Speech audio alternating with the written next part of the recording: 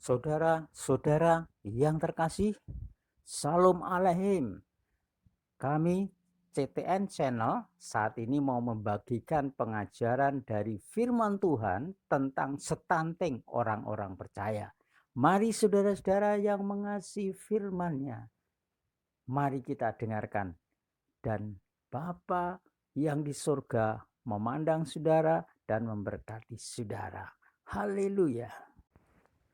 Apakah itu stunting?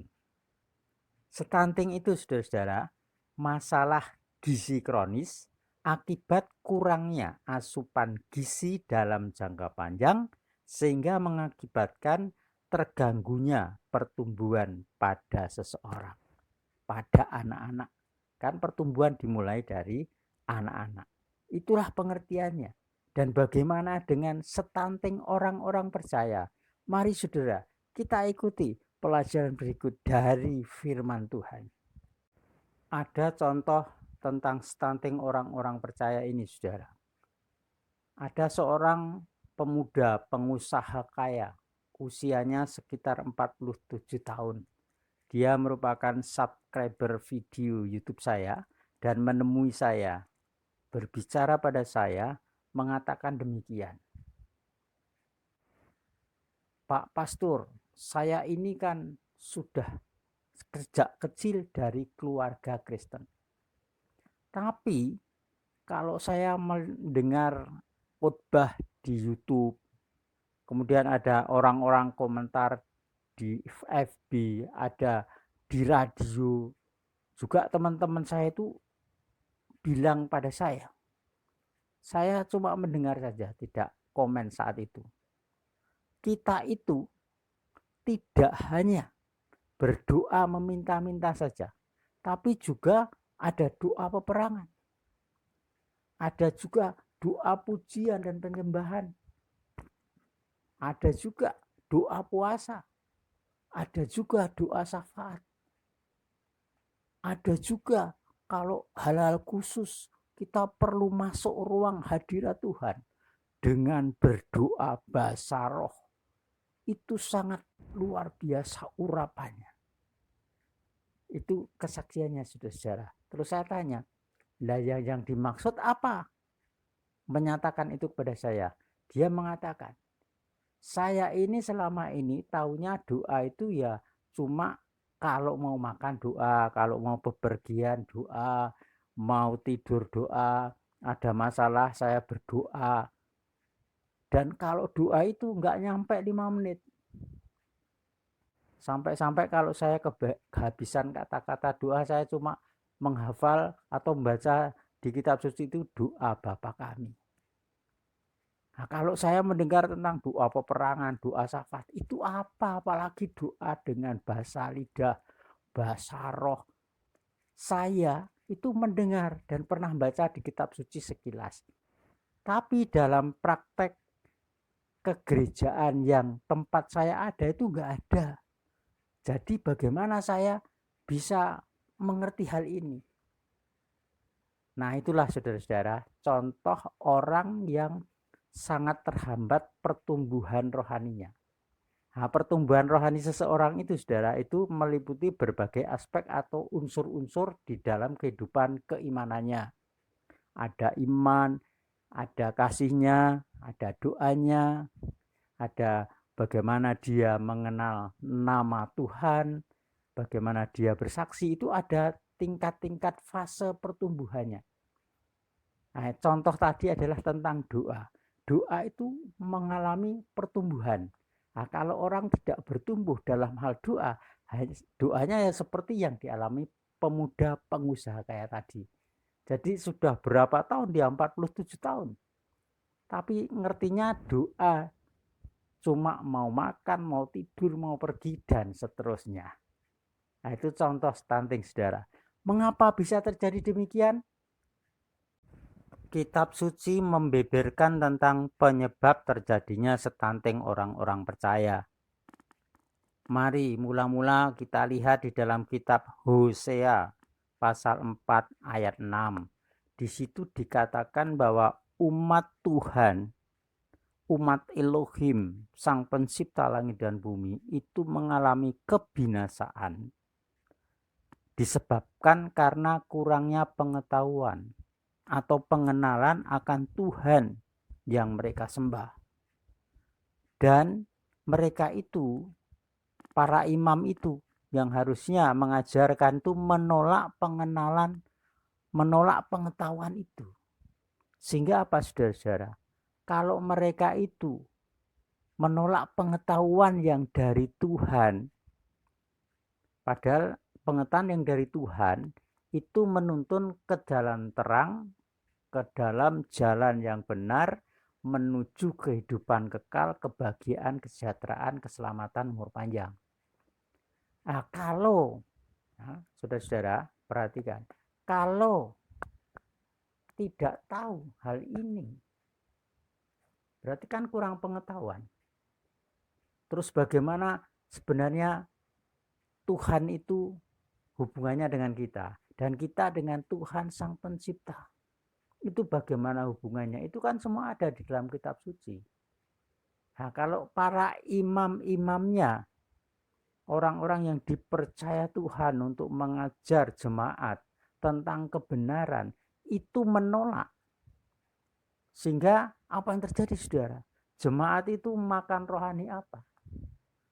Tentunya kalau para pengajar ini, atau disebut umum hamba-hamba Tuhan atau mempelai Masiah ini, tidak mempelajari kitab suci secara dalam, dia tidak punya bahan yang matang, sehingga tidak bisa mengajarkan kepada jemaat. Nah, mengapa mereka tidak mau belajar? Ya, istilahnya kan menolak itu, menolak pengajaran itu karena dia tidak mau belajar. Karena tidak punya bahan yang dari Tuhan. Menyebabkan apa, saudara? Yang mereka ajarkan apa? Kalau mereka menolak yang dari Tuhan, tentunya yang mereka ajarkan adalah pola pikir mereka sendiri, tradisi yang mereka percayai, cerita-cerita tokoh-tokoh gereja zaman dulu, pendiri-pendiri denominasi, senior-senior mereka yang juga tidak kenal firman Tuhan, tapi yang mereka ajarkan tradisi-tradisi dunia. Akhirnya apa, saudara? Jemaat ini dikatakan tadi binasa karena tidak berpengetahuan kebenaran. Artinya jemaat ini kalau tidak menerima kebenaran yang dari Tuhan yang disampaikan oleh imam-imamnya, maka jemaat ini dapat makanan firman Tuhan dari dunia sekitarnya yang tidak mengenal kebenaran yang hakiki. Akhirnya apa? Menyembah patung dianggap kebenaran. Bikin sesaji-saji untuk hal-hal tempat-tempat keramat dianggap itu kebenaran. Membunuh kebenaran, berdusta kebenaran, mencuri kebenaran. Mengapa? Karena tidak diajar hal-hal yang benar, yang harusnya mereka terima dari para pengajar, nabi-nabinya, imam-imamnya. Kalau sekarang hamba-hamba Tuhannya, mempelai Masiahnya, kalau mereka itu tidak mengajarkan, misalkan mempelai Masiah atau hamba-hamba Tuhan ini tidak mengajarkan tentang nama Tuhan yang disembah Abraham, Tuhan yang disembah Ishak, Tuhan yang disembah Yakub, Tuhan yang disembah Raja David atau Raja Daud.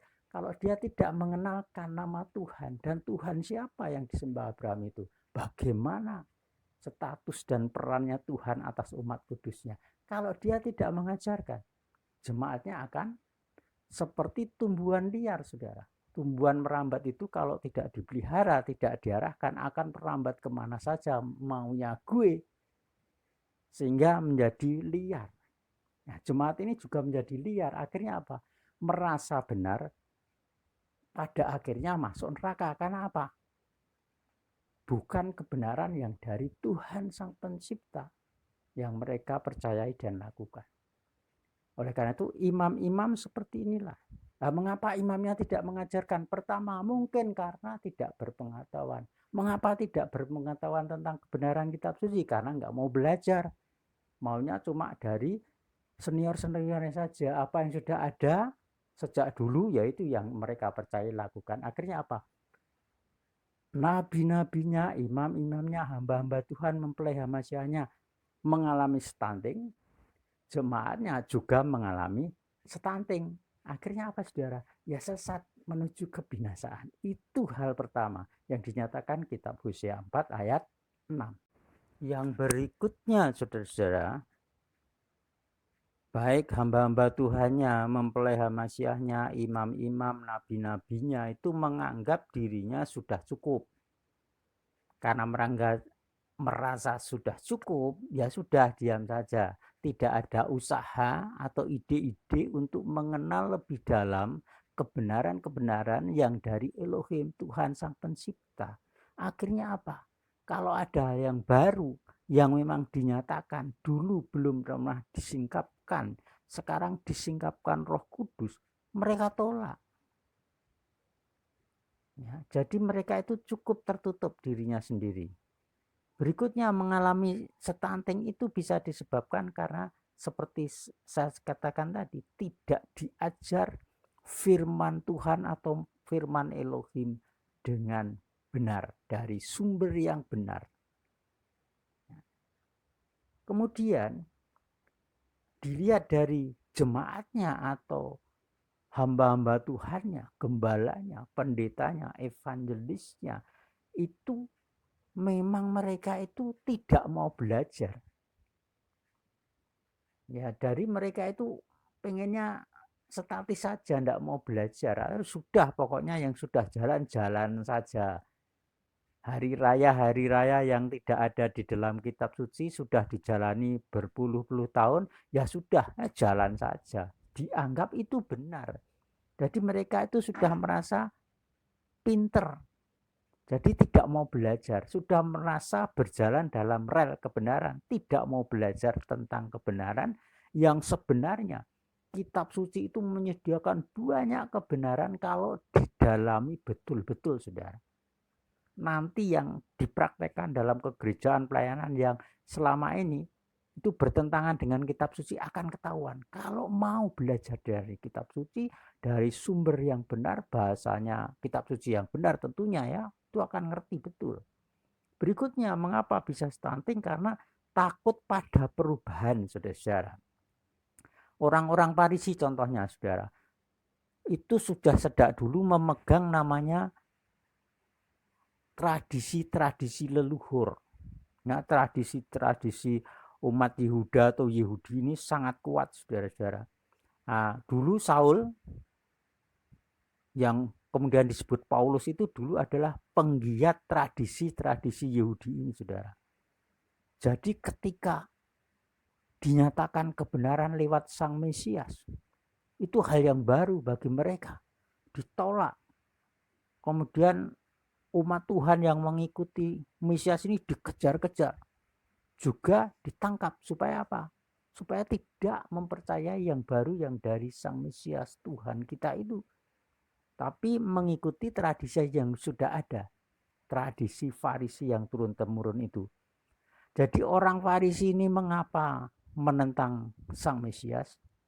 Mengapa menentang para pengikut Tuhan?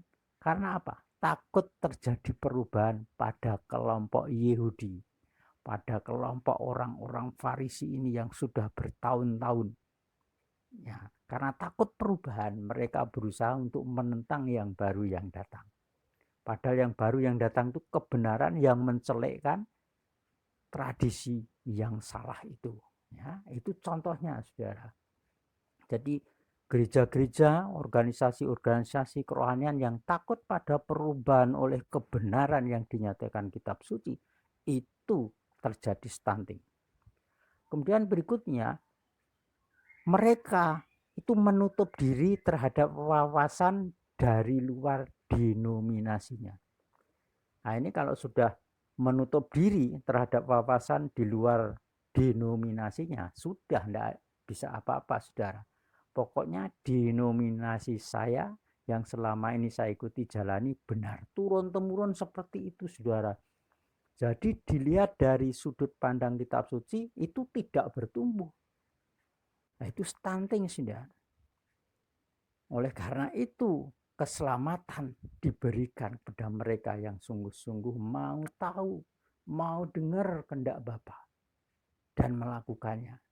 Oleh sebab itu Sang Mesias ketika menyatakan kepada murid-muridnya, juga orang-orang yang mengikuti saat itu, di dalam kitab Matius atau Matius 7 ayat 21 sampai 23 mengatakan, tidak setiap orang yang berseru kepadaku Tuhan, Tuhan akan masuk kerajaan surga, tapi hanya mereka yang melakukan kehendak Bapakku yang di surga. Artinya apa? Kehendak Bapa inilah target utama untuk bebas dari stunting. Untuk mengenal kehendak Bapa harus belajar dari kitab suci, mendalami kitab suci, dari sumber-sumber kebenaran, dari bahasa yang asli dari kitab suci yang belum diselewengkan. Inilah kebenaran, kehendak Bapa ketahuan. Kalau sudah tahu kehendak Bapa, harus mau berubah mengikuti kehendak Bapa itu. Misalkan tentang nama Tuhan Sang Pencipta. Kalau kita mau belajar kitab suci akan tahu siapa namanya. Akhirnya kalau tahu, harus mau berubah. Nah, kalau takut perubahan, menutup diri terhadap wawasan dari luar, sudah tidak bisa berubah. Meskipun tahu nggak mau berubah. Ya, inilah stunting. Oleh sebab itu apa saudara? Dikatakan Tuhan berikut ini, mari kita baca saudara. Kitab Kolose 2 ayat 6 sampai 7. Intinya adalah apa yang sudah dipercaya di dalam Sang Mesias, Tuhan Yesus Masiah, kita sudah beriman harus apa? Berakar di dalam Dia. Di samping berakar itu menyerap ya sari-sari makanan yang utama, yaitu dari firman Tuhan. Kemudian bertumbuh. Bertumbuh itu ke atas saudara, untuk menghasilkan buah yang lebat dan matang bagi kemuliaan Bapa. Ini namanya pertumbuhan saudara. Jadi sebenarnya Tuhan Elohim yang kita sembah, yang disembah Abraham, Ishak, Yakub, itu sebenarnya menuntut, menghendaki umat kudusnya itu berakar di dalam Dia. Berarti semakin kuat melekat, seperti ranting melekat pada pokok pohon. Kemudian bertumbuh ke atas. Bertumbuh berarti harus mau belajar. Bertumbuh berarti harus mau menyerap terang matahari, yaitu firman Elohim, firman Tuhan.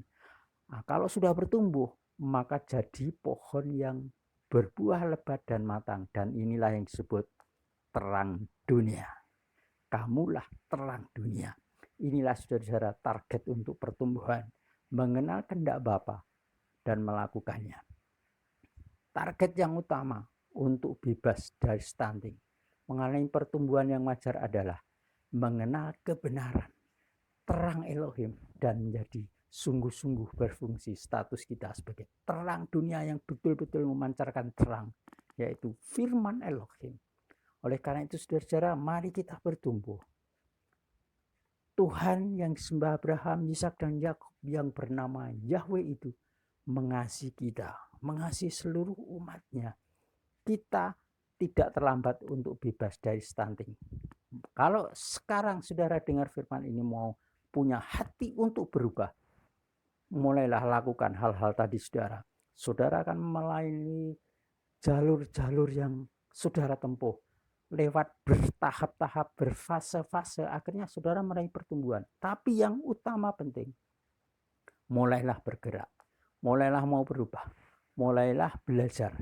Nanti dari belajar ini akan bertumbuh, terus bertumbuh, terus bertumbuh. Kalau tidak mau memulai, tidak akan terjadi pertumbuhan.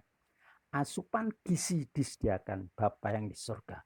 Gizi yang dari surga untuk kita disediakan, untuk kita bebas dari stunting dan untuk kemuliaan nama Bapa.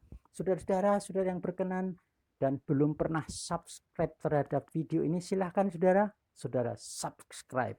Dan Bapa Yahweh, Elohim, Tuhan kita, Yahweh Sebaot, B'Shem Yeshua memberkati saudara. Sukses, berhasil dan beruntung, sehat, umur panjang. Dalam nama Yesus Mesias. Amin.